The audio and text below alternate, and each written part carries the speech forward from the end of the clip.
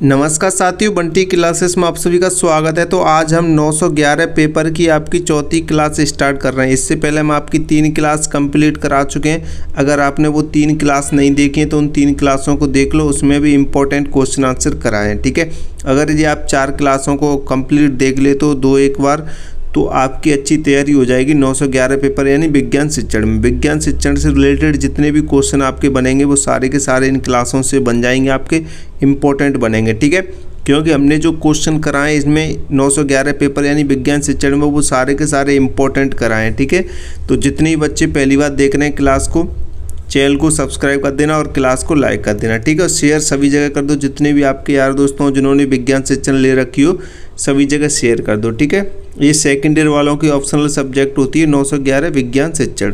तो आपके क्वेश्चन देखते हैं, क्लास को लाइक कर देना और चैनल को सब्सक्राइब कर दो। ठीक है, जितने बच्चे हो जिन्होंने नोट्स परचेस नहीं किए वो नोट्स परचेस जरूर कर लेना, क्योंकि आप नोट्स के साथ क्लासेस पढ़ोगे तो ज़्यादा बेटर रहेगा। ठीक है, क्वेश्चन देखें। क्वेश्चन कह रहा है अवलोकन की अल्पांतर विधि को परिभाषित कीजिए। अवलोकन की अल्पांतर विधि को परिभाषित कीजिए, ये आपका क्वेश्चन है। चलिए आंसर की तरफ बढ़ते हैं कि आंसर क्या है इसका। ठीक है, आंसर को अच्छे से समझेंगे, क्वेश्चन समझ लिया उसके बाद आंसर समझेंगे। ठीक है, जब किसी घटना या व्यवहार को छोटे छोटे समय अंतराल में बार बार निरीक्षण किया जाता है तो उसे क्या कहते हैं? अवलोकन की अल्पांतर विधि कहते हैं। अल्पांतर यानी कि अंतर। अल्पांतर का मंत्र आप समझ रहे हैं, अल्पांतर यानी अंतर। ठीक है, थोड़े थोड़े समय बाद का अंतर होता है। जैसे आपने अभी 5 मिनट कोई कार्य को देखा, ठीक है, फिर थोड़ा सा गैप लिया, फिर 5 मिनट बाद फिर देख रहे हैं आप उसी कार्य को, तो क्या बोलते हैं? उसे अल्पांतर बोलते हैं। ठीक है, जैसे आप देख सकते हैं 5 मिनट देखा, 5 मिनट गैप किया, फिर 5 मिनट देखा। यानी कि जब किसी घटना या व्यवहार को, यानी कि स्टूडेंट क्लास में पढ़ रहा है, ठीक है, स्टूडेंट कैसे पढ़ रहा है आप उसे देखते हैं। कम मतलब आपने 2 मिनट स्टूडेंट की तरफ देखा, फिर 2 मिनट अपना कार्य किया, फिर 2 मिनट स्टूडेंट की तरफ देखा, तो वही क्या है? अल्पांतर विधि है। ठीक है, जब किसी घटना या व्यवहार का छोटे छोटे समय अंतराल में बार बार निरीक्षण किया जाता है, छोटे छोटे समय अंतराल में बार बार निरीक्षण किया तो उसे क्या कहते हैं? अवलोकन की अल्पांतर विधि कहते हैं। और इसे अच्छे से समझेंगे। इस विधि में एक निश्चित समय अंतराल तय किया जाता है, एक निश्चित समय अंतराल तय किया जाता है और उसी समय पर बार बार अवलोकन करके जानकारी एकत्रित की जाती है। जैसे मैंने अभी बताया, आप क्लास में टीचर हैं, आप क्लास में पढ़ा दिए, अब आप देख रहे हैं बच्चों को कि बच्चे किस तरीके से पढ़ रहे हैं। ठीक है, एक मिनट आपने बच्चों की तरफ देख लिया, फिर 1 मिनट का गैप ले लिया, फिर 1 मिनट बच्चों की तरफ देख लिया, यानी बार बार आप बच्चों का क्या कर रहे हैं? निरीक्षण कर रहे हैं। ठीक है, उनकी तरफ देख रहे हैं एक निश्चित अल्पांतर में। ठीक है, एक निश्चित समय में आप उनकी तरफ देख रहे हैं, तो यही क्या है? आपकी अवलोकन की अल्पांतर विधि है। ठीक है, क्लियर। नेक्स्ट क्वेश्चन, ये इसका उदाहरण भी आप देख सकते हैं, उदाहरण समझेंगे। यदि शिक्षक विद्यार्थियों के व्यवहार का अध्ययन करना चाहते हैं, यदि शिक्षक विद्यार्थियों के व्यवहार का अध्ययन करना चाहते हैं तो वह हर 10 या 15 मिनट के अंतराल पर वह देखते हैं कि विद्यार्थी कक्षा में क्या कर रहे हैं। ठीक है, जैसे अभी हमने बताया था, अभी आपको बताया था एग्जाम्पल के थ्रू कि स्टूडेंट को जब आप क्लास में पढ़ाते हैं तो आप उनको देखते हैं कि बच्चे कैसे क्या कर रहे हैं। ठीक है, क्लियर। नेक्स्ट क्वेश्चन की तरफ बढ़ते हैं। नेक्स्ट क्वेश्चन कह रहा है विज्ञान के प्रायोगिक अभिलेख के महत्व पर प्रकाश डालिए। विज्ञान के प्रायोगिक अभिलेख के महत्व पर प्रकाश डालिए। तो विज्ञान के जो प्रायोगिक अभिलेख हैं उनके महत्व बताना है आपको, तो उनका महत्व देखें। ठीक है, पहले क्वेश्चन देखते हैं। विज्ञान में प्रयोगों को क्रमबद्ध तरीके से लिखकर रखने वाली एक कॉपी को प्रायोगिक अभिलेख कहते हैं। ठीक है, विज्ञान में प्रयोगों को क्रमबद्ध तरीके से, प्रयोगों को क्रमबद्ध तरीके से लिखकर, पहले आप समझेंगे कि प्रायोगिक अभिलेख होता क्या है। ठीक है, प्रायोगिक अभिलेख होता क्या है, उसके बाद हम इसके महत्व को समझेंगे। ठीक है, महत्व को जानेंगे, पहले आप समझिए कि प्रायोगिक अभिलेख होता क्या है। तो विज्ञान में प्रयोगों को क्रमबद्ध तरीके से, विज्ञान में जितने भी प्रयोग होते हैं उनको एक क्रमबद्ध तरीके से लिखना, जिस कॉपी में आप लिखते हैं उन प्रयोगों के, उन्हीं को क्या कहते हैं? अब प्रायोगिक अभिलेख कहते हैं। ठीक है, क्लियर। क्या कहते हैं? प्रैक्टिकल रिकॉर्ड कहते हैं। ठीक है, इंग्लिश में क्या कहते हैं? प्रैक्टिकल रिकॉर्ड कहते हैं। ठीक है, अब इसके महत्व की चर्चा करें कि प्रायोगिक अभिलेख का महत्व क्या होता है। ठीक है, तो महत्व को आप पॉइंट के थ्रू समझेंगे। तो इसमें जो पहला पॉइंट है, इसमें प्रयोगों की पूरी जानकारी सुरक्षित रहती है। क्या होता है? इसमें प्रयोगों की पूरी जानकारी सुरक्षित रहती है, एक तो ये महत्व हो जाएगा, और दूसरा विद्यार्थियों को प्रयोग की प्रक्रिया समझने में सहायता मिलती है। ठीक है, विद्यार्थियों को प्रयोग की प्रक्रिया समझने में क्या मिलती है, सहायता मिलती है। भविष्य में दोबारा प्रयोग करने में आसानी होती है, क्योंकि आपने सारी चीज़ें पहले ही लिख रखी हैं, ठीक है। आप यदि भूलते हैं तो भी आप इसकी अभिलेख के इसको पढ़कर आप फिर से दोबारा भविष्य में क्या कर सकते हैं, प्रयोग कर सकते हैं, ठीक है। इससे विद्यार्थी की वैज्ञानिक सोच और अनुशासन विकसित होता है, ठीक है। वैज्ञानिक सोच और अनुशासन विकसित होता है किससे, अभिलेख प्रयोगों से, ठीक है। और 5वां पॉइंट समझेंगे, परीक्षा में अच्छे अंक प्राप्त करने में मदद मिलती है। परीक्षा में अच्छे अंक प्राप्त करने में मदद मिलती है, ठीक है। अब रसायन विज्ञान या भौतिक विज्ञान की प्रयोगशाला में किए गए सभी प्रयोगों को विद्यार्थी अपनी प्रैक्टिकल कॉपी में लिखते हैं। जैसे आपने 11th 12th किया होगा, आपने साइंस ली होगी, तभी तो आपने विज्ञान लिए डीएलएड में। जब आप साइंस करते हैं तो वहाँ पे आप प्रैक्टिकल देने जाते हैं, नहीं देते, आपका अलग से एक प्रैक्टिकल फाइल होती है, आप उसमें नोट करते हैं कि आज आपने क्या किया, ठीक है। तो वही है जी, उसी को क्या कहते हैं, प्रैक्टिकल कॉपी में आप लिखते हैं, प्रैक्टिकल फाइल होती है आपके पास, उसी को क्या कहते हैं, उसी को क्या कहते हैं, प्रायोगिक अभिलेख कहते हैं, ठीक है। क्लियर। और यही प्रायोगिक अभिलेख का महत्व है, ठीक है। थोड़ा हिंदी और इंग्लिश में अलग अलग नाम होते हैं, इसलिए हम कंफ्यूज ज़्यादा होते हैं, ठीक है। आपको नहीं होना है ऐसे। क्लियर। एक बार नोट्स में और पढ़ लेंगे तो आपको क्लियर हो जाएगा। और नोट्स नहीं लिए हैं तो आप ले सकते हैं, मैं आपको नंबर नोट करा देता हूँ नोट्स के लिए। 72 40 28 72 81 ये नंबर है व्हाट्सअप नंबर। आप इस नंबर पर व्हाट्सअप मैसेज करके नोट्स परचेज़ कर लो, अगर आपने अभी तक नहीं लिए हैं तो, ठीक है। नोट्स ले लोगे तो ज़्यादा बेटर रहेगा आपके लिए, क्योंकि नोट्स आप पढ़ोगे तो जल्दी समझ में आएगा, ठीक है। नोट्स सरल और आसान भाषा में लिखे गए हैं, ठीक है। तो आप नोट्स परचेज़ कर लो बिना किसी देरी किए, थोड़ी सी कंजूसी ज़्यादा ना करें, आप नोट्स परचेज़ कर लो थोड़े पैसे खर्च करके, आपके लिए अच्छा रहेगा, बेटर रहेगा, ठीक है। नेक्स्ट क्वेश्चन देखते हैं। नेक्स्ट क्वेश्चन कह रहा है, समाज में विज्ञान की महत्ता पर प्रकाश डालिए। समाज में विज्ञान की क्या महत्व है, उस पर आपको प्रकाश डालना है, आसान भाषा में समझें, ठीक है। तो विज्ञान समाज में महत्वपूर्ण है, उसके बारे में आपको बताना है। विज्ञान का हमारे समाज में बहुत महत्वपूर्ण स्थान है। विज्ञान का हमारे समाज में बहुत महत्वपूर्ण स्थान है। विज्ञान ने मानव जीवन को आसान, सुरक्षित और सुविधाजनक बना दिया है। किसने बनाया है, विज्ञान ने बनाया है मानव जीवन को आसान, सुरक्षित और सुविधाजनक, ठीक है। विज्ञान की सहायता से नई नई खोजें होती हैं, आविष्कार होते हैं, जिससे समाज का विकास हुआ है, ठीक है। तो विज्ञान की सहायता से ही जो नई अब तक जो आप टेक्नोलॉजी यूज कर रहे हैं वो किससे हुई है, विज्ञान की सहायता से हुए हैं। नए नए जितने भी आविष्कार हुए हैं किससे हुए हैं, वो विज्ञान की सहायता से हुए हैं, ठीक है। जिससे समाज का क्या होता है, विकास होता है, ठीक है। और अब तक जो भी विकास हुआ है वो विज्ञान की देन से हुआ है, ठीक है, विज्ञान के आविष्कारों से हुआ है, ठीक है, विज्ञान की सहायता से। तो समाज में विज्ञान का क्या महत्व है वो आप समझेंगे, ठीक है। समाज में विज्ञान का महत्व, ठीक है। तो पॉइंट के माध्यम से समझेंगे। सबसे पहला पॉइंट आपका स्वास्थ्य और स्वास्थ्य में क्षेत्र है, स्वास्थ्य के क्षेत्र में विज्ञान का क्या योगदान है, ऐसे आप समझेंगे, ठीक है। थोड़ी लैंग्वेज अलग लिख देते हैं, वो चेंज कर देते हैं क्वेश्चन को, लेकिन ज़्यादा खट्टे नहीं होते हैं, ईजी होते हैं, बस आपको लैंग्वेज समझ नहीं आनी चाहिए, ठीक है, समझ आनी चाहिए। यानी स्वास्थ्य के क्षेत्र में विज्ञान का क्या योगदान है ये कह रहा है वो, ठीक है। तो विज्ञान के कारण नई दवाइयाँ और मशीनें बनी हैं, विज्ञान के द्वारा ही बनी हैं, जिससे कई बीमारियों का इलाज संभव हुआ है, ठीक है।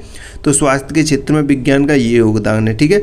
दूसरा, यातायात में देखें विज्ञान का क्या योगदान है, बस, ट्रेन, हवाई जहाज जैसे साधनों से यात्रा आसान हो गई है। किससे हुई है, ये विज्ञान की देन से हुई है, ठीक है, विज्ञान की सहायता से हुई है। तीसरा पॉइंट देखें, तीसरा महत्व जाने संचार क्षेत्र में, संचार के क्षेत्र में यानी मोबाइल, इंटरनेट और टीवी से जानकारी जल्दी मिल जाती है। ये किसकी सहायता से, विज्ञान की सहायता से, ठीक है। विज्ञान, टेक्नोलॉजी सब, मोबाइल, इंटरनेट किसकी सहायता से आए हैं, विज्ञान की सहायता से आए, ठीक है। अब नेक्स्ट बात करें कृषि, चौथा पॉइंट आपका कृषि। नई तकनीक और मशीनों से खेती आसान और उत्पादन कैसा हो गया, अधिक हो गया है, किसकी वजह से, विज्ञान की वजह से, ठीक है। पाँचवा पॉइंट देखें शिक्षा में, पाँचवा महत्व शिक्षा में कंप्यूटर और स्मार्ट क्लास से पढ़ाई सरल और रोचक हो गई है, ठीक है। कंप्यूटर और स्मार्ट क्लास से पढ़ाई कैसी होगी, रोचक होगी। अब भी आप जो पढ़ रहे हैं तो किसकी वजह से पढ़ रहे हैं, विज्ञान की वजह से ही पढ़ रहे हैं। आप ऑनलाइन क्लासेस ले पा रहे हैं तो ये किसकी वजह से ले पा रहे हैं, आप विज्ञान की वजह से, ठीक है। तो ये सारे के सारे क्या हैं, ये विज्ञान के महत्व हैं, ठीक है। अब वैज्ञानिक विधि के चरणों को लिखिए। अब इसमें बोल रहा है जी वैज्ञानिक विधि के चरणों को लिखिए, जो आपका नेक्स्ट क्वेश्चन है कि वैज्ञानिक विधि के चरणों को लिखिए, ठीक है। चलिए वैज्ञानिक विधि के चरणों को लिखते हैं। पहले समझते हैं वैज्ञानिक विधि यानी किसी समस्या का समाधान तर्क, प्रयोग और निरीक्षण के आधार पर खोजने की प्रक्रिया को वैज्ञानिक विधि कहते हैं। किसी समस्या का समाधान तर्क, प्रयोग और निरीक्षण के आधार पर खोजने की प्रक्रिया को क्या कहते हैं? विज्ञान विधि कहते हैं। ठीक है, क्लियर। विज्ञान विधि के बारे में क्वेश्चन आए तो आप ये लिख सकते हैं। क्लियर, आराम से लिख लोगे। अब इसके मुख्य चरण देखेंगे, जो चरण है इसके वैज्ञानिक विधि के जो चरण है वो देखेंगे। ठीक है, तो विज्ञान विधि के चरण कौन कौन से होते हैं? पहला, एक समस्या की पहचान करना। ठीक है, समस्या की पहचान है, सबसे पहले समस्या को पहचाना जाता है। अनुमान लगाना। ठीक है, यानी समस्या के समाधान के बारे में क्या लगाना? अनुमान लगाना। ये वैज्ञानिक विधि है। ठीक है, वैज्ञानिक विधि के पॉइंट आप जो चरण है वो आपको बता रहे हैं, बिंदु बता रहे हैं, मुख्य बिंदु। विज्ञान पहले क्या था? समस्या की पहचान करना। ठीक है, सबसे पहले समस्या को पहचानेंगे, उसके बाद समस्या के समाधान के लिए अनुमान लगाएंगे, तो दूसरा हो जाएगा अनुमान लगाना। तीसरा हो जाएगा आपका प्रयोग करना। ठीक है, अनुमान को जांचने के लिए प्रयोग करना जरूरी है, प्रयोग भी करेंगे। ठीक है, उसके बाद अवलोकन करेंगे। ठीक है, जैसे यहाँ पे चौथा पॉइंट हो जाएगा आपका अवलोकन करना, चौथा चरण, जैसे प्रयोग के परिणामों को ध्यान से देखना। ठीक है, अवलोकन करेंगे, ध्यान से देखेंगे। उसके बाद आपका निष्कर्ष निकलेगा, निष्कर्ष निकालना, यानी प्राप्त परिणाम के आधार पर सही निष्कर्ष निकालना। ठीक है, ये आपके 5 चरण हो जाएंगे वैज्ञानिक विधि के। ठीक है, विज्ञान विधि के। अब उदाहरण सहित समझें थोड़ा। यहाँ पे यदि हमें जानना है कि पौधे को धूप की आवश्यकता होती है, हमें जानना है कि पौधे को धूप की आवश्यकता होती है या नहीं होती है, तो हम दो पौधे रखते हैं। ठीक है, एक पौधे को धूप में और दूसरे को छाया में रखेंगे।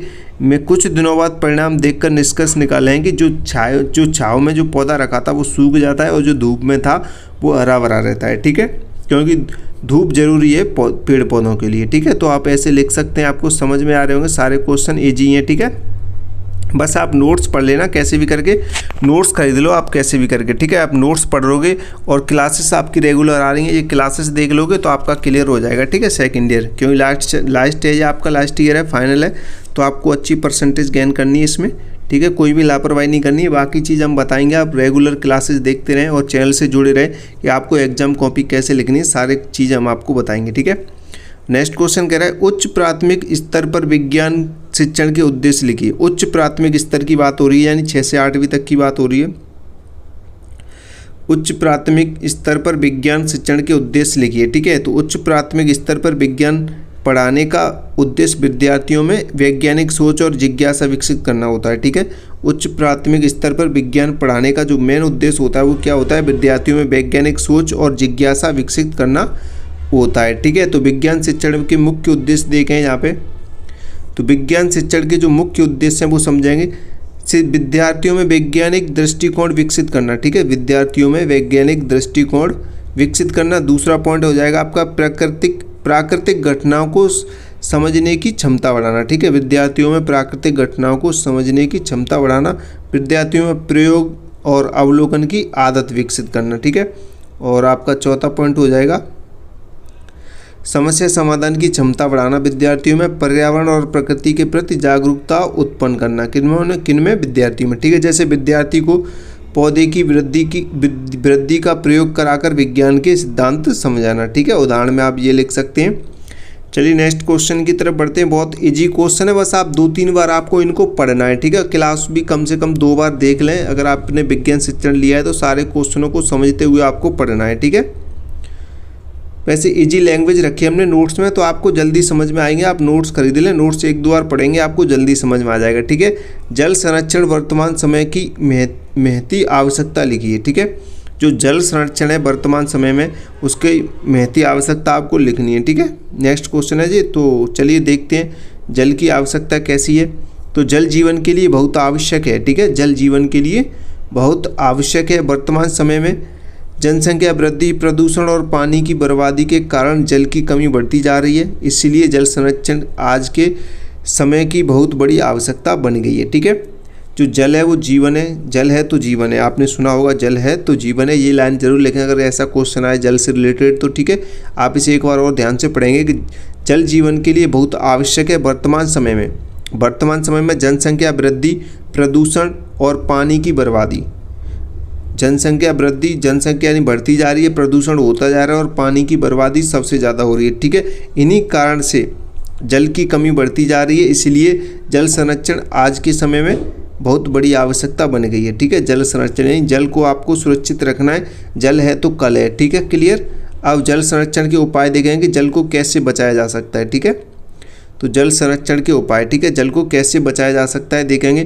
पानी को व्यर्थ बहने से रोकना चाहिए, यानी पानी को व्यर्थ बहने से रोकना चाहिए। आप लोग नहाते हैं, समर चालू कर देते हैं तो आप पानी ज़्यादा वेस्ट होता है जब तक आप साबुन वगैरह लगाते हैं, ठीक है। तो ऐसा नहीं करना चाहिए, आपको किसी वासन बाल्टी वगैरह में पानी भर के नहाना चाहिए। तो एक तो ये है, पानी जो व्यर्थ फैलता है, जो व्यर्थ पानी जाता है उसे रोकना चाहिए, ठीक है, उसे नई वास्तव में फैलाना चाहिए, ठीक है। वर्षा जल संचयन करना चाहिए, यानी वर्षा का जो जल है उसे रोकना चाहिए, यानी गड्ढा वड्ढा बना के उसमें करना चाहिए ताकि वो नीचे ज़मीन में जाए, वो पानी वर्षा का है वो एकत्रित हो जाए एक जगह, तो नीचे जाएगा छन छन के बिल्कुल साफ पानी, फिर वो क्या जो जल का स्तर है वो ऊपर की तरफ बढ़ेगा, ठीक है। तीसरा पॉइंट देखें, तीसरा, नदियों और तालाबों को प्रदूषण से बचाना चाहिए। नदियाँ जो तालाब हैं उनको गंदगी नहीं करनी चाहिए, उनके अंदर अगर गंदी करोगे तो वो बेकार रहेगा वो पानी, ठीक है। आप उसे पियोगे तो बीमारियां वगैरह फैलेंगी। तो नदियों और तालाबों को प्रदूषण से बचाना चाहिए, ठीक है। खेती में ड्रिप सिंचाई जैसी तकनीक का उपयोग करना चाहिए। ड्रिप सिंचाई होती है तो उससे खेती भी अच्छी होती है और आपका जो पानी है वो ज़्यादा वेस्ट नहीं होता है, ठीक है। और यहाँ पे उदाहरण के तौर पे देखें, घर की छत से वर्षा के पानी को टंकी में इकट्ठा करना जल संरक्षण का अच्छा तरीका है, ठीक है। जैसे वर्षा हो रही है आपके घर पे, तो जो भी पानी है वर्षा का जो छत पे इकट्ठा हो रहा है उसे आप एक टंकी में एकत्रित करें, ठीक है, इकट्ठा करें, तो ये जल संरक्षण का सबसे अच्छा तरीका है, ठीक है। क्लियर? तो सारे पॉइंट आपको समझ में आ गए होंगे। क्लास लाइक नहीं कर रहे हैं आप लोग, लाइक करो क्लास को, ठीक है। क्लास लाइक करो और चैनल को सब्सक्राइब करो, ठीक है।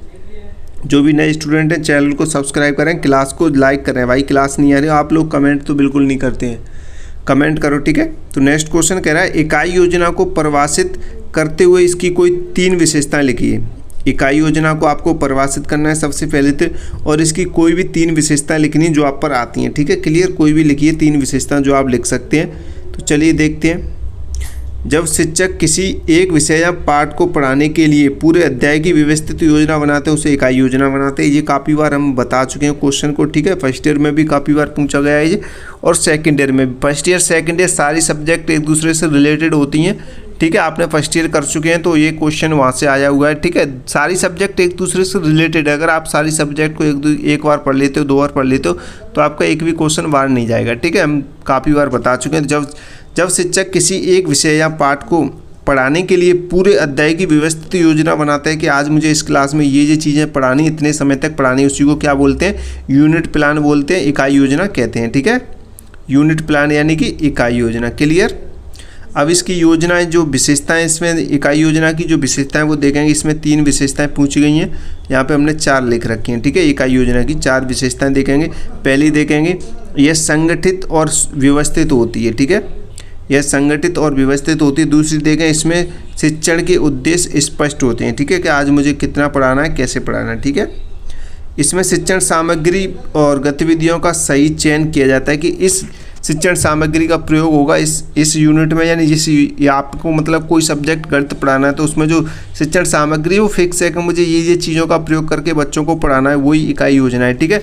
गतिविधियों का सही चयन होता है, ठीक है, सही चयन किया जाता है। यह समय के अनुसार बनाई जाती है, इकाई योजना समय के अनुसार बनाई जाती है, ठीक है। क्लियर? तो ये 4 पॉइंट लिख सकते हैं। और जैसे एग्जाम्पल पर आप लिख सकते हैं, जैसे पौधे अध्याय पढ़ाने के लिए शिक्षक सबसे पहले योजना बनाते हैं कि कौन सा भाग कब और कैसे पढ़ाया जाएगा, ठीक है।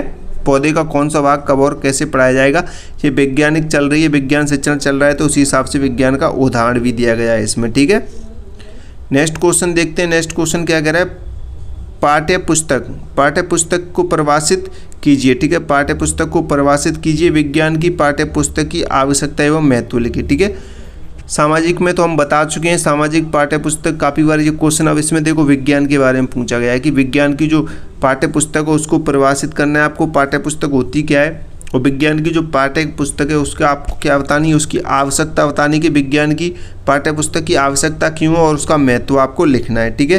तो सबसे पहले हम परिभाषा देखेंगे पाठ्य पुस्तक की, उसके बाद आवश्यकता और महत्व समझेंगे, ठीक है। तो परिभाषा कह रही है, पाठ्य पुस्तक वह पुस्तक होती है जिसमें किसी विषय की व्यवस्थित पाठ्यक्रम के अनुसार जानकारी दी जाती है।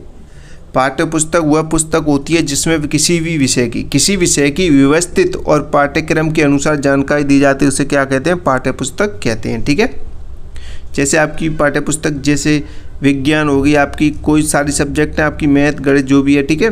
उसके बाद हम देखें विज्ञान की पाठ्यपुस्तक की आवश्यकता एवं महत्व। तो यहाँ पे देखें ये विद्यार्थियों को सही और व्यवस्थित ज्ञान प्रदान करती है, ठीक है। ये विद्यार्थियों को सही और व्यवस्थित ज्ञान प्रदान करती है। जैसे भी आप विज्ञान शिक्षण पढ़ रहे हैं तो विज्ञान की जब आप बुक पढ़ोगे तो आपको सही और व्यवस्थित ही ज्ञान मिलेगा, ठीक है, एक क्रम से ज्ञान मिलेगा, ठीक है। दूसरा पॉइंट देखें, दूसरा महत्व और आवश्यकता देखेंगे। इससे शिक्षक को पढ़ाने में क्या मिलती है, सहायता मिलती है, ठीक है। इससे शिक्षक को पढ़ाने में सहायता मिलती है। क्यों सहायता मिलती है कि नहीं मिलती है? जब मैं आपको पढ़ा रहा हूँ तो किससे पढ़ा रहा हूँ, नोट्स से पढ़ा रहा हूँ, तो नोट्स यानी कि बुक से पढ़ा रहा हूँ मान लीजिए, तो मुझे सहायता ही तो मिल रही है आपको पढ़ाने के लिए, ठीक है। तीसरा महत्व और आवश्यकता देखेंगे। इसमें चित्र, उदाहरण और प्रयोग होते हैं जिससे विज्ञान समझना कैसा होता है, आसान होता है, ठीक है। और चौथी आवश्यकता और महत्व देखें, यह विद्यार्थियों में स्वाध्याय की आदत विकसित करती है, ठीक है। स्वाध्याय की यानी स्वयं करके सीखने की आदत विकसित करती है, ठीक है। नेक्स्ट क्वेश्चन देखते हैं। नेक्स्ट क्वेश्चन क्या कह रहा है, लोहे पर जंग लगने की प्रक्रिया को रासायनिक अभिक्रिया में लिखते हुए उसके उत्पादन को बताइए, ठीक है। लोहे पर जंग लगने की प्रक्रिया को रासायनिक अभिक्रिया में लिखते हुए उसके उत्पाद को बताना है, ठीक है। यहाँ पे देखते हैं, जब लोहा हवा और मौजूद ऑक्सीजन और पानी के संपर्क में आता है तो उस पर क्या लग जाती है, जंग लग जाती है, ठीक है। जब लोहा हवा और मौजूद ऑक्सीजन और पानी के संपर्क में आता है या पानी जो नमी आती है तो उसमें क्या हो जाता है, लोहे पर जंग लग जाती है। यह एक रासायनिक अभिक्रिया है, ठीक है। कैसी अभिक्रिया है, रासायनिक अभिक्रिया है, ठीक है। जब आप लोहे को हवा में रखेंगे, उसमें जो हवा में जो मौजूद ऑक्सीजन है, ऑक्सीजन और प्लस पानी मिलता है तो लोहे पर क्या आ जाती है, जंग आ जाती है, ठीक है। क्लियर। अब रासायनिक अभिक्रिया कैसे समझेंगे, यहाँ पे Fe+O2 ठीक है, पानी ऑक्सीजन, ठीक है। और यहाँ पे आप देखेंगे तो लोहे जैसे Fe2O3 XH2O, ठीक है, तो लोहे पर क्या आ जाती है, जंग आ जाती है, ठीक है। उत्पाद यानी प्रोडक्ट कैसे, इस अभिक्रिया में हाइड्रोजन आयरन ऑक्सीजन जंग बनाता है, ठीक है। हाइड्रेट आयरन ऑक्साइड जंग बनाता है, ठीक है। इस अभिक्रिया में हाइड्रेट आयरन ऑक्साइड जंग बनाता है। उदाहरण के लिए देखें, यहाँ पे बारिश में बाहर रखी लोहे की साइकिल या गेट पर कुछ समय बाद भूरी रंग की जंग दिखाई देने लगती है, ठीक है। एग्जाम्पल के लिए आप इसे देख सकते हैं। तो नेक्स्ट क्वेश्चन देखते हैं। नेक्स्ट क्वेश्चन क्या कह रहा है, विज्ञान का अर्थ बताते हुए किसी एक वैज्ञानिक द्वारा दी गई विज्ञान की परिभाषा लिखिए। विज्ञान का अर्थ बताते हुए किसी एक वैज्ञानिक द्वारा दी गई विज्ञान की परिभाषा लिखिए। आपको सबसे पहले विज्ञान का अर्थ बताना है और जो भी किसी भी वैज्ञानिक की आपके पास परिभाषा याद हो, आपको परिभाषा आती है तो वो आपको लिखनी है, ये कह रहा है क्वेश्चन में, ठीक है। तो चलिए विज्ञान का अर्थ बताते हैं, उसके बाद वैज्ञानिक की परिभाषा बताएंगे। तो विज्ञान का अर्थ समझेंगे आप। विज्ञान वह ज्ञान है जो प्रयोग, अवलोकन और तर्क के आधार पर प्राप्त होता है। विज्ञान वह ज्ञान है जो प्रयोग, अवलोकन और तर्क के आधार पर प्राप्त होता है। विज्ञान हमें प्रकृति और उसके नियमों को समझने में क्या करता है, मदद करता है, ठीक है। तो ये विज्ञान का अर्थ हो जाएगा। अब विज्ञान की परिभाषा देखेंगे अल्बर्ट आइंस्टीन के अनुसार, ठीक है। विज्ञान की परिभाषा देखेंगे किसके अनुसार, अल्बर्ट आइंस्टीन के अनुसार देखेंगे, ठीक है। अल्बर्ट आइंस्टीन के अनुसार, यानी अल्बर्ट आइंस्टीन विज्ञान की जो परिभाषा देते हैं वो कहते हैं विज्ञान हमारे अनुभवों को व्यवस्थित रूप से समझने का प्रयास है। विज्ञान हमारे अनुभवों को व्यवस्थित रूप से समझने का क्या एक प्रयास है, ठीक है। तो आप ये परिभाषा लिख सकते हैं अल्बर्ट आइंस्टीन के अनुसार, ठीक है। विज्ञान की परिभाषा याद रखें, एक तो परिभाषा पूछ लेता है। जैसे गुरुत्वाकर्षण का सिद्धांत हमें बताता है कि वस्तुएं पृथ्वी की ओर क्यों गिरती हैं, ठीक है। तो ये कहाँ से पता चलता है, हमें विज्ञान से ही पता चलता है। नेक्स्ट क्वेश्चन देखते हैं। नेक्स्ट क्वेश्चन कह रहा है विज्ञान उत्पादन के रूप में है। विज्ञान उत्पाद के रूप में है, टिप्पणी लिखिए। इस पर आपको टिप्पणी लिखनी है कि विज्ञान उत्पाद के रूप में है। तो कैसे है, चलिए बताते हैं। क्लास को लाइक करो भाई, आंसर बताने से पहले यार लाइक नहीं आ रहे हैं आप लोगों के, लाइक करो भाई, लाइक करो और अच्छी प्यारी प्यारी सी कमेंट करो यार। आपके लिए इंपॉर्टेंट क्वेश्चन आंसर लेके आए। नोट्स परचेज कर लो भैया। एक बार और नंबर नोट करा देता हूँ आपको, ठीक है। 72 40 287281। ये हमारा व्हाट्सअप नंबर है, आप नंबर व्हाट्सअप नोट कर लें, इस पर व्हाट्सअप मैसेज करें। फर्स्ट ईयर सेकेंड ईयर जो भी आपको नोट्स चाहिए, कोर्स चाहिए, आप ले सकते हैं। क्रैश कोर्स, शॉर्ट नोट सब कुछ मिल जाएगा, ठीक है। PYQ वगैरह जो भी आपको चाहिए मिल जाएगा। आप इस नंबर पे क्या करें, व्हाट्सअप मैसेज करें, ठीक है। इंपॉर्टेंट क्वेश्चन आंसर खरीद लो जल्दी, ठीक है। तो नेक्स्ट क्वेश्चन जो आंसर हमारा क्या कह रहा है, विज्ञान को उत्पाद के रूप में इसलिए कहा जाता है क्योंकि विज्ञान के माध्यम से नए ज्ञान, सिद्धांत, नियम और आविष्कार प्राप्त होते हैं। ये विज्ञान का उत्पाद माना जाता है, ठीक है। विज्ञान का उत्पाद कैसे, यही आपको बताना था। तो विज्ञान को उत्पाद के रूप में इसलिए कहा जाता है क्योंकि विज्ञान के माध्यम से हमें क्या मिलता है, नया ज्ञान मिलता है, सिद्धांत, नियम और आविष्कार, ठीक है। ये सब कहाँ से, विज्ञान से प्राप्त होते हैं। तो ये सभी विज्ञान का क्या है, उत्पाद है, ठीक है। उत्पाद जब वैज्ञानिक प्रयोग और अनुसंधान करते हैं तो उनसे जो निष्कर्ष और खोजें निकलती हैं वही विज्ञान उत्पाद कहलाता है, ठीक है। क्लियर। चलिए विज्ञान के उत्पाद के उदाहरण देखें यहाँ पे।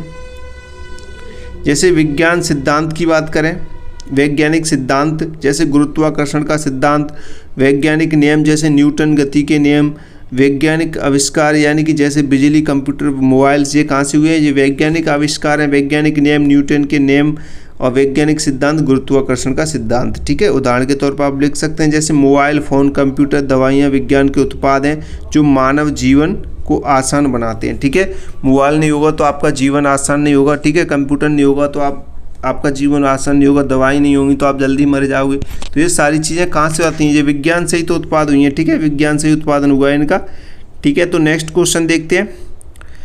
अवलोकन से क्या आशय है, ठीक है। अवलोकन से क्या आशय आपको बताना। अवलोकन के समय ध्यान रखने की योग्य 3 बातें लिखी, ठीक है। अवलोकन के समय ध्यान रखने योग्य 3 बातें आपको लिखनी है, ठीक है। तो पहले समझेंगे अवलोकन क्या होता है, ठीक है। अवलोकन समझेंगे कि अवलोकन से क्या आशय है।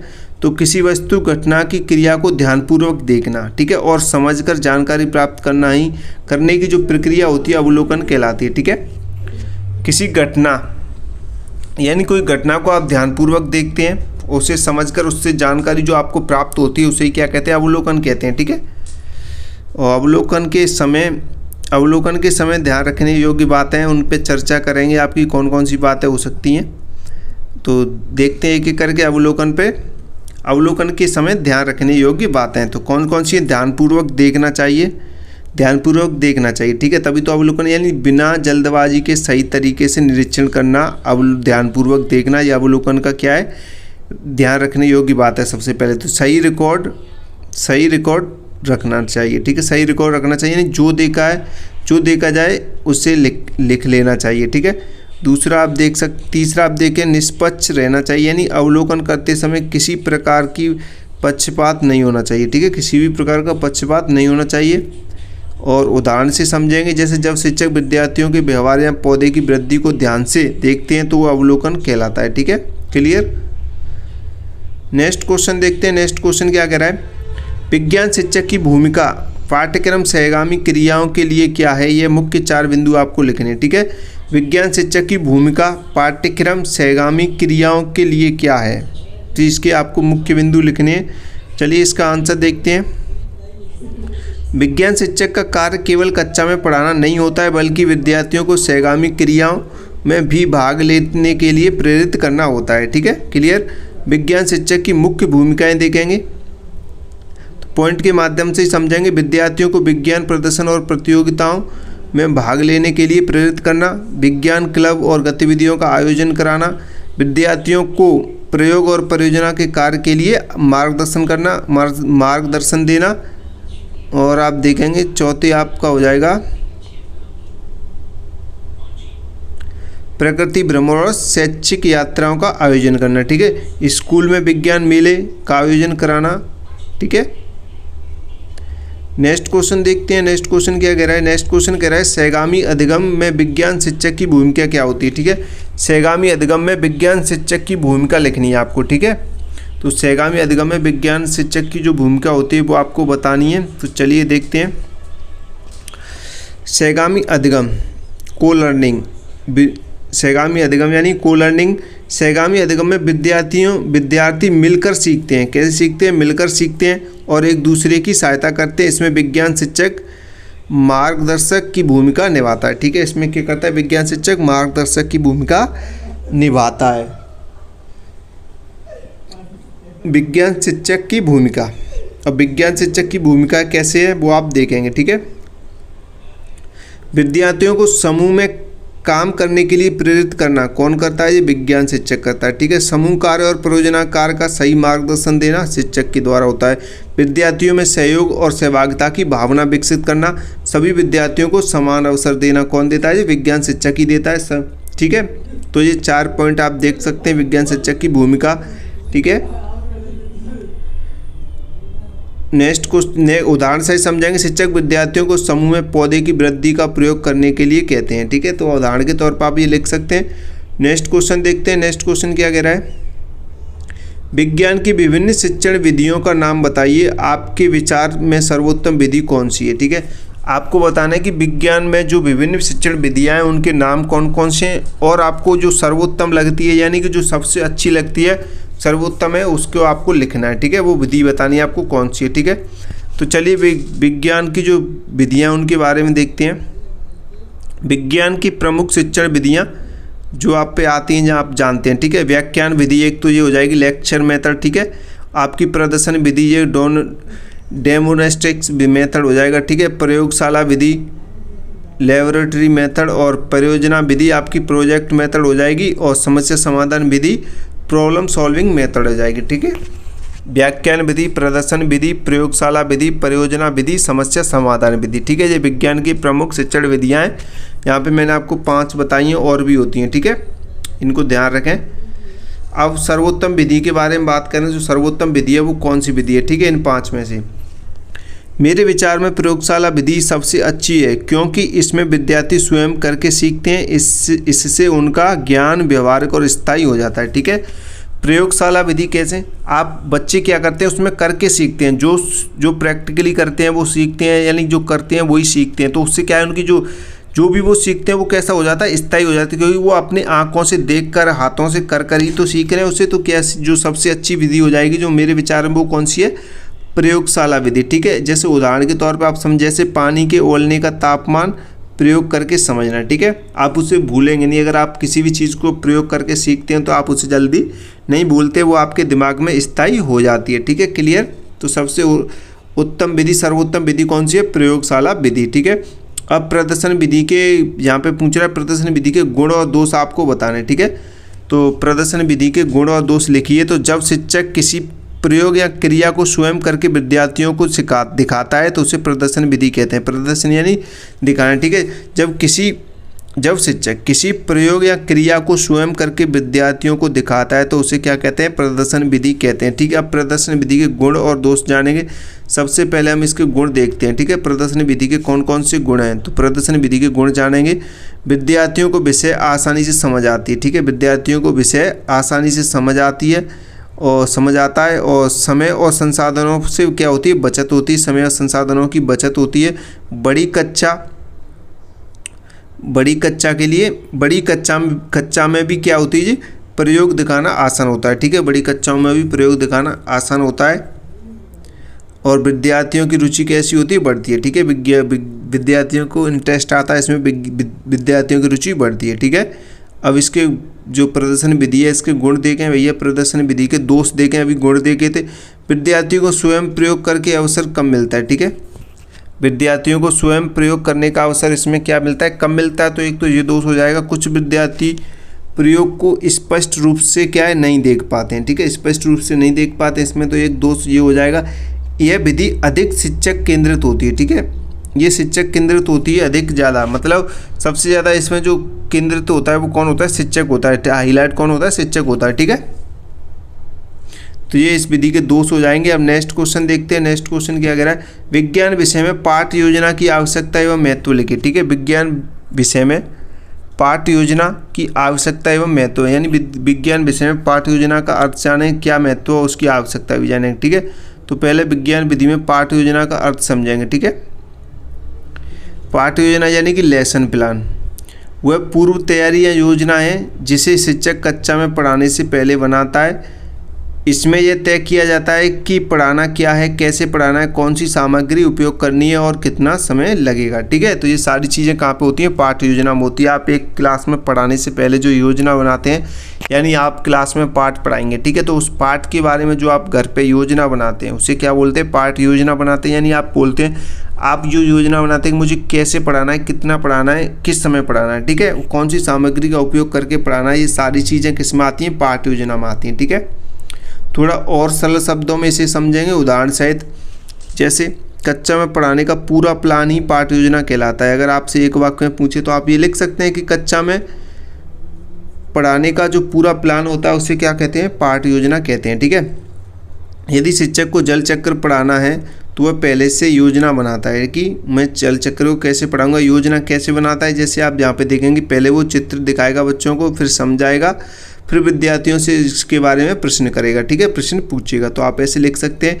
अब विज्ञान की जो पाठ्य योजना है, विज्ञान में पाठ्य योजना की आवश्यकता देखेंगे। पाठ्य योजना की आवश्यकता यानी व्यवस्थित शिक्षण के लिए, जैसे पाठ्य योजना में, पाठ्य योजना से पढ़ाई क्रमबद्ध और व्यवस्थित तरीके से होती है। ठीक है, और दूसरा समय का सही उपयोग। समय का सही उपयोग, जैसे शिक्षक को पता रहता है कि किस भाग को कितना समय देना चाहिए और स्पष्ट और इस विषय को स्पष्ट समझाने के लिए।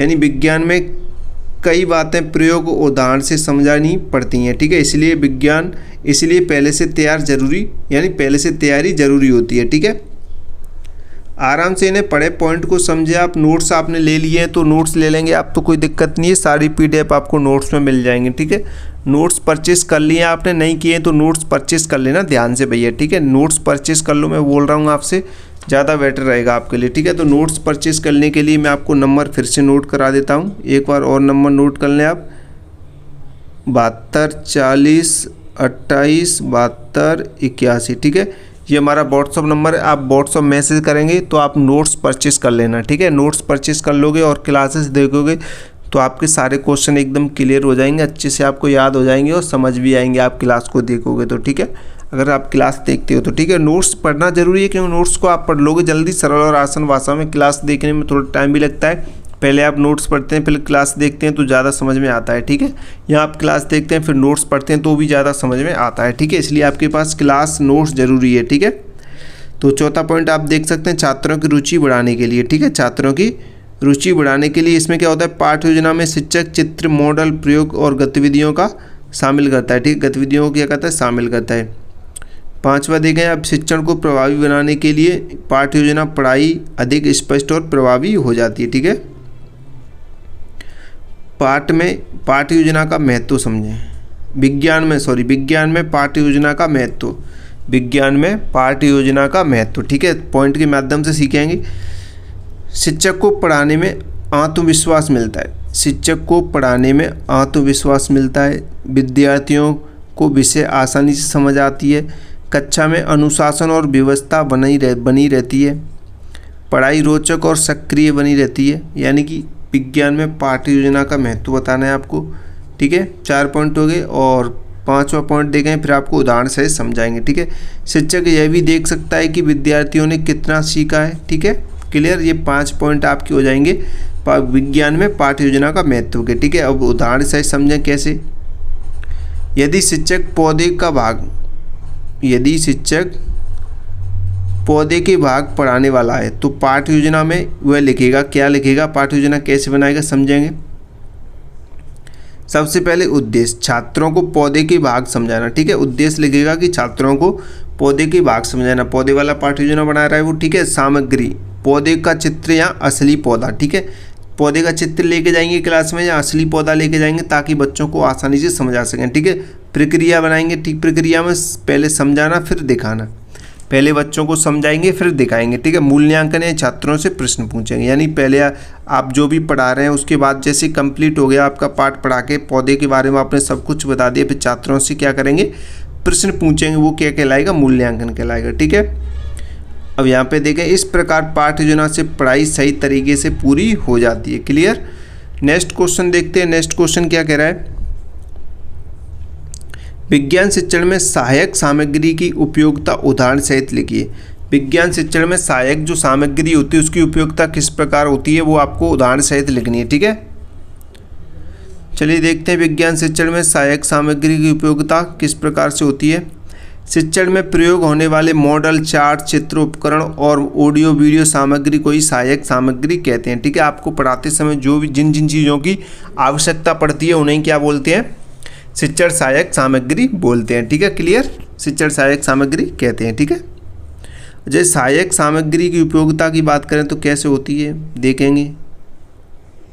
इससे क्या पढ़ाई रोचक और स्पष्ट बनती है, कठिन विषयों को आसान तरीके से समझाया जा सकता है। आप किसी चार्ट द्वारा बच्चों को समझाएंगे तो वो जल्दी समझेंगे। ठीक है, विद्यार्थियों की रुचि और ध्यान बढ़ता है। ठीक है, अगर आप वैसे ही डायरेक्ट बोल के बता रहे हैं तो कुछ बच्चे आपकी तरफ देखेंगे, कुछ सुनेंगे नहीं सुनेंगे। ठीक है, अगर आप किसी चार्ट की तरफ, जैसे आप एप्पल के बारे में बता रहे हैं या पेड़ के पौधे के बारे में बता रहे हैं, तो आप पौधे को सामने रखकर बता रहे हैं बच्चों को, या चार्ट लेकर पौधों का पिक्चर लेकर, तो बच्चों को रुचि और ध्यान उनका बढ़ेगा। ठीक है, ज्ञान लंबे समय तक याद रहेगा।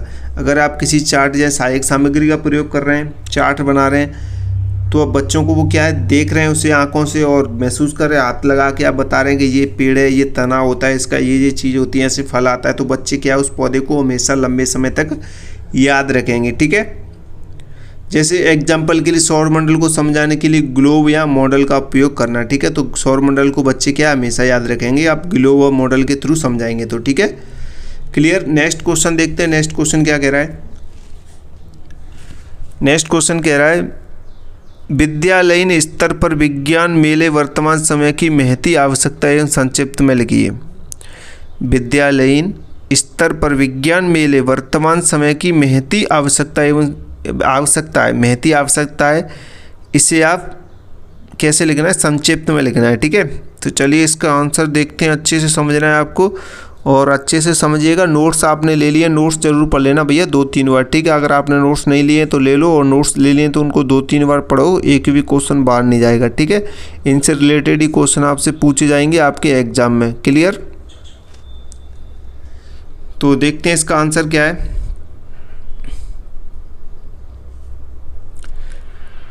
विज्ञान मेला, साइंस फेयर, विज्ञान मेला यानी साइंस फेयर वह कार्यक्रम होता है जिसमें विद्या के विद्यार्थी विज्ञान से जुड़े मॉडल, प्रयोग और प्रोजेक्ट बनाकर क्या करते हैं, प्रदर्शित करते हैं। ठीक है, विज्ञान से जुड़े मॉडल, प्रयोग और प्रोजेक्ट बनाकर क्या करते हैं, प्रदर्शित करते हैं, उसे क्या कहते हैं, विज्ञान मेला कहते हैं, साइंस फेयर कहते हैं। ठीक है, साइंस फेयर कार्यक्रम।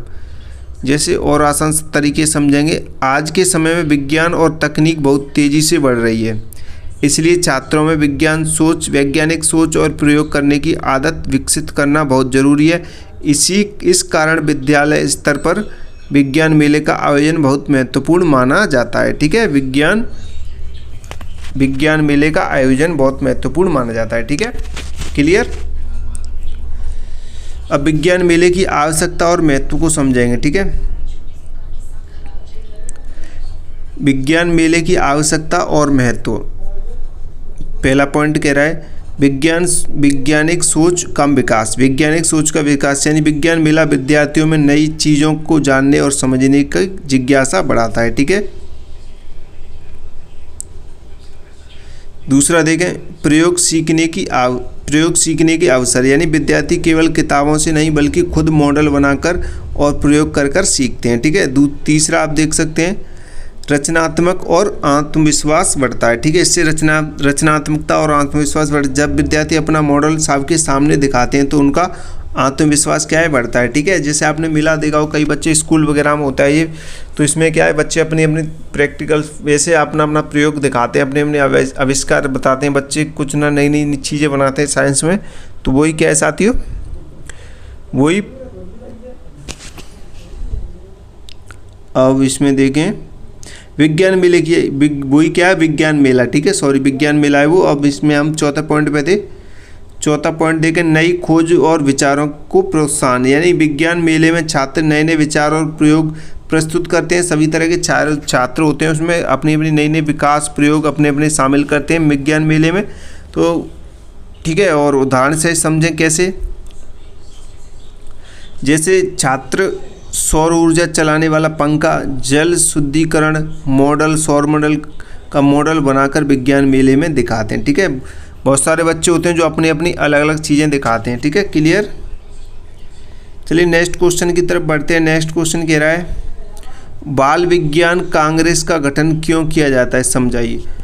बाल विज्ञान कांग्रेस का गठन क्यों किया जाता है, क्यों किया जाता है ये आपको समझाना है। ठीक है, तो बाल विज्ञान कांग्रेस गठन क्यों किया जाता है, चलिए समझते हैं। बाल विज्ञान कांग्रेस एक राष्ट्रीय कार्यक्रम है, ठीक है, जिसमें स्कूल के बच्चों को वैज्ञानिक विषयों पर शोध और प्रोजेक्ट बनाने का अवसर दिया जाता है। इसका मुख्य उद्देश्य बच्चों में वैज्ञानिक दृष्टिकोण और खोज की भावना विकसित करना। ठीक है, बाल विज्ञान कांग्रेस एक राष्ट्रीय कार्यक्रम है जिसमें स्कूल के बच्चों को वैज्ञानिक विषयों पर शोध और प्रोजेक्ट बनाने का अवसर दिया जाता है। इसका मुख्य उद्देश्य क्या होता है, वैज्ञानिक दृष्टिकोण और खोज भावना विकसित करना। ठीक है, विज्ञान दृष्टिकोण और खोज भावना विकसित करना है। तो बाल विज्ञान कांग्रेस का जो मुख्य उद्देश्य है वो समझेंगे। तो बाल विज्ञान कांग्रेस बनाने के मुख्य उद्देश्य क्या है। ठीक है, इसमें क्या होता है, विद्यार्थियों में विज्ञान के प्रति रुचि बढ़ाना। ठीक है, दूसरा देखें बच्चों को वैज्ञानिक तरीके से सोचना और समस्याओं का समाधान खोजने के लिए प्रेरित करना। और तीसरा देखें बच्चों को पर्यावरण और समाज से जुड़ी समस्याओं पर अध्ययन कराने के अवसर देना। चौथा देखेंगे विद्यार्थियों की रचनात्मकता और प्रतिभा को मंच प्रदान करना। ठीक है, उदाहरण से समझेंगे, जैसे छात्र जल संरक्षण, पर्यावरण संरक्षण, प्रदूषण नियंत्रण जैसे विषयों पर क्या प्रोजेक्ट बनाकर बाल विज्ञान कांग्रेस पर क्या करते हैं, प्रस्तुत करते हैं। ठीक है, आपने नोट्स पढ़ लेना भैया, अगर नहीं पढ़े हैं तो ध्यान से। ठीक है, तो आपकी क्लास यहीं पे समाप्त करते हैं आज। तो बंटी क्लासेस यूट्यूब चैनल को सब्सक्राइब करो अभी तक नहीं किया है तो, और भाई नोट्स परचेज कर लो। ठीक है, बंटी क्लासेस यूट्यूब चैनल को सब्सक्राइब करो आगे और भी इंपॉर्टेंट क्वेश्चन आंसर देखने के लिए। ठीक है, और आपने अभी तक नोट्स नहीं लिए हैं तो भाई नोट्स जरूर ले लेना। ठीक है, आपको नंबर दिखाई दे रहा है 72 40 28 72 81। इस नंबर पे आप व्हाट्सअप मैसेज करके सभी विषयों के नोट्स ले लो एक साथ। ठीक है, क्लासेस आपको तो मिलती रहेंगी, रेगुलर डेली लाइव चलेंगी, लेकिन अगर आप नोट्स एक साथ ले लेते हैं तो आप उन्हें अच्छे आसानी से पढ़ लेंगे, आपका रिविजन भी हो जाएगा। ठीक है, तो नोट्स ले लो जल्दी, जिन्होंने नहीं लिए हैं वो नंबर दिखाई दे रहा है आपको 72 40 28 72 81। ठीक है, नोट्स परचेस कर लो और क्लास को लाइक कर दो भैया, सभी जगह शेयर कर दो, कमेंट कर देना। आप लोग कमेंट नहीं करते हो यार, कमेंट करो। ठीक है, कमेंट करो, लाइक करो, ताकि हमें लगे यार बच्चे देख रहे हैं, पसंद कर रहे हैं। यार विज्ञान शिक्षण में बहुत कम लाइक्स वगैरह आ रही हैं। ठीक है, क्लासेस आपकी कंप्लीट हो गई। ठीक है, विज्ञान शिक्षण के इंपॉर्टेंट क्वेश्चन आंसर आपको करा दिए जितने भी थे, और भी आगे बनेंगी तो हम आपको करा देंगे। ठीक है, तो चैनल को सब्सक्राइब कर देना, क्लास को लाइक कर देना, और टेलीग्राम इंस्टाग्राम ज्वाइन कर लो न्यू अपडेट्स के लिए, जानकारी के लिए, डीएलएड संबंधित। ठीक है, तो मिलते अगले नई क्लास में। जय हिंद, जय भारत।